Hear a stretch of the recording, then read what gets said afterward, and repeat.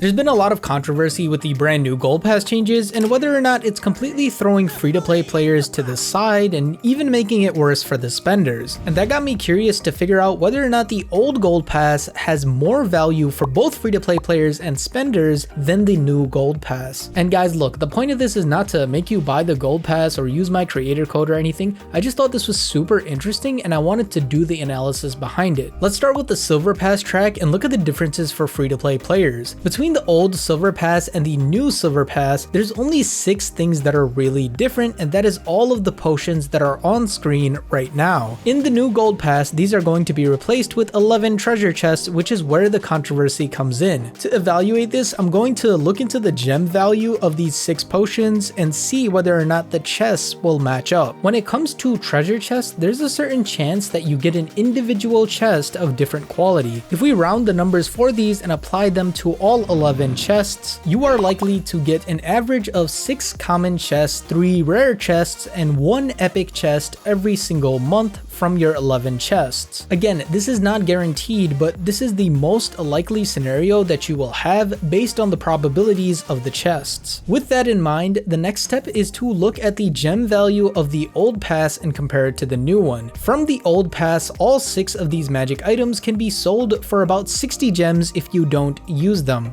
So every month you're going to get technically 60 gems to use with the old Gold Pass. I know a lot of people are going to be in the comments saying that if we did buy these magic items with gems, it would be a lot more expensive, but most people are not buying magic items from the gem shop, and even if they are, the prices are so inflated that it would actually make this a bad analysis. Next off, we need to look at the value that you get per chest from the common, rare, and epic chest. This chart right here shows the value that you get per common chest as a Town Hall 8 player all the way up to Town Hall 18. Magic snacks are a really hard thing to go ahead and put a gem value on, but if the potions are going to be a value of 10 gems, I think it's safe to say that the magic snacks, depending on which one obviously, are going to be around 3 gems. It's not exact, and I know, but it's something that will allow us to go ahead and compare, and trust me, it's not going to matter in the end anyways. If you look at this chart right here and you add up all the percentages and take into account the chance of getting each one of these results, the average gem value per common chest is 1.38 gems. That means for the 6 common chests that you'll get every single month, you'll have 8.3 gems worth of value. And look, I get it, this is a really bad start, but just stick with me for a second, okay? Next up, let's take a look at the value of the 3 rare chests that you are likely to get every month. This chart right here demonstrates that value. As you can see, there are tons of potions and small magic items that are going to be worth those 10 gems as they were in the Silver Pass from before. And there are also resources and wall rings, and I said these have 0 value even though they just have a little bit just to make things a lot easier. And then at the bottom we have the ores, and as you guys can see, you get a ridiculous amount of gem value from the ores that you get from these chests. This is because the only real way to calculate gem value for ores is to look at how much you would have to pay in gems to get those ores. And I think this is a fair comparison because you can't sell ores, and a lot of players who have excess gems are probably buying ores anyways. If we take into account all of the percentages and the chances of getting these rewards, the average gem value per chest is 35.41.